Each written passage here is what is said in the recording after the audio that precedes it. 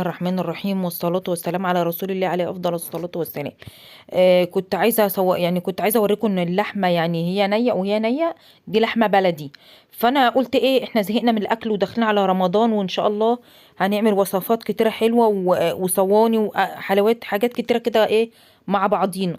فأنا قلت إيه، ما نعمل بقى النهاردة إيه، حبة فتة ورز واللحمة دي.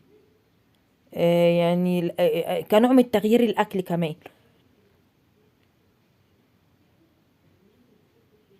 فده رز عادي ابيض عادي زي ما انتوا شايفين، وغسلته. واللحمه استوت، سبتها براحتها تستوي زي ما انتوا عارفين سلق اللحمه العادي. فانا قلت اما اعمل ايه حبه رز بقى جنبيها، ونعمل ايه الصلصه. حاجه سهله وبسيطه كده، وخصوصا ان احنا ايه هنعمل وصفات كتيره حلوه في رمضان. واللهم بلغنا رمضان ولا فقدين ولا مفقودين وعلى خير، وكل سنه وانتم طيبين اجمعين، والامه الاسلاميه كلها بخير يا رب. فانتوا عارفين بقى ان اللي بنعيده بنزيده. فحاجه بصراحه ساعات بتزهق. حتى لو اكلنا اكل الصيف اكل الشتاء، يعني من الحاجات اللي مخزنينها برضو بنزهق.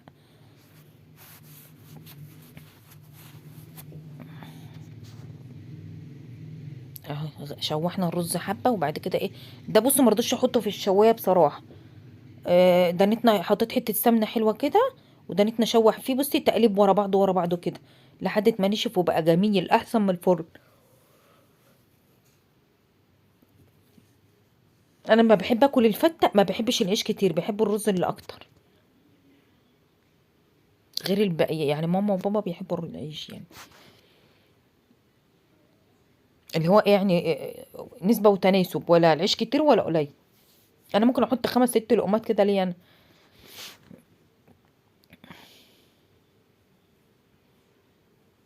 بصوا ايديكوا على طول فيه عشان خاطر الصينيه مش تنحرق وكده. دي توم، وهنحط خل وحطيت زيت او سمنه بلدي زي ما انتوا عايزين.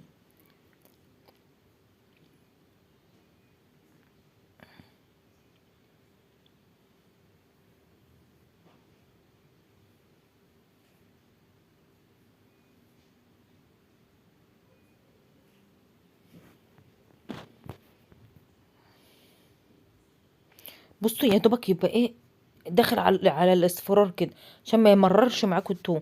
وتنزلوا بالخل ووراه على طول الطماطم، عشان لو خليتكم الخل دانتكم تسووه مع التوم هيصهد على الصدر مع من كتر الغليان، فانزلي بطماطم على طول. دي صلصه طماطم.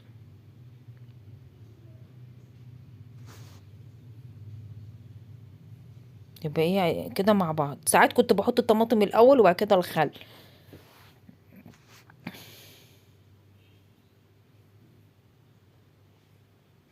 عشان بس الصلصة ايه، كمنها مش فيها مية فمش عايزاها ايه تبقى مسبكة، او يبقى فيها طراوة برضو.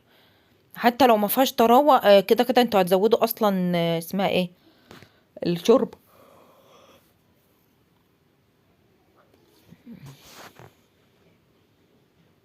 حبة ملح وفلفل كده عليها هي مش عايزة اكتر من كده. والرز يستوي جميل.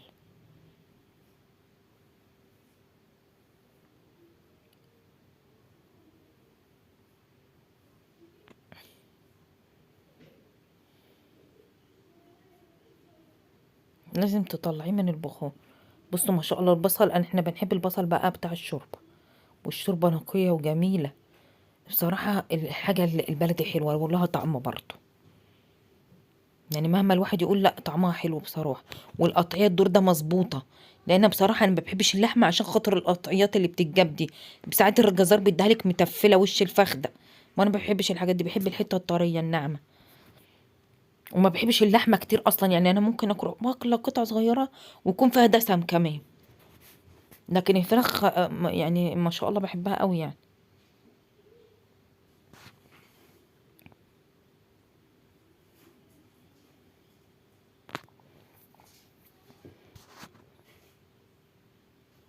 يعني كل حاجة كانت سخنة ما شاء الله، كانت طعمها حلو.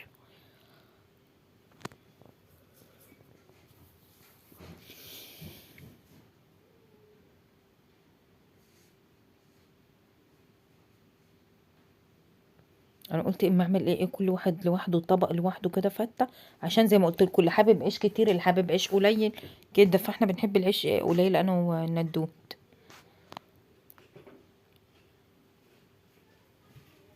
ما شاء الله القطعية حلوة قوي. وبعدين بابا قعد بيقول لي سوي الاكل جامد، انا بحب مش يعني مش بحب المهري قوي قوي، لا اللي هو الوسط اللي ماسكه نفسيها. فدي بتاع خدت ساعة ساعة وعشر دقايق، فانتوا برضو انا مش اخواتي يقولي انت بتحسبي لي، انا اتعودت يعني بالساعة واحسب. هي ماما بصراحة كانت بتعمل كده، وحتى المحشي اختي جت تقول لي هو انت بتحسبي لي المحشي بالساعة؟ اه بحسب له بالساعة. يعني بعد 10 دقايق او تلت ساعة من حلة المحشي بروح موطيه عليها بقى شمع، واحسب لها ساعة الا ربع. كنت الاول بحبه على ساعة، دلوقتي انت بعمله ساعة الا ربع. ليه بقى مش بحبه والصبع معمول طري؟ بصوا ما شاء الله جميلة، والشوربة نقية واللحمة بيضة وفاتحة وزي العسل.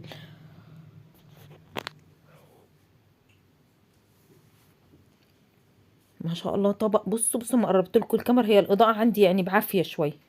فما شاء الله لما قربوش الشوربة نقية، ما رضيتش اكتر فيها البهارات بقى عشان خاطر ايه الشوربة ما تغمقش، كل ما تكتري البهارات بتغمق.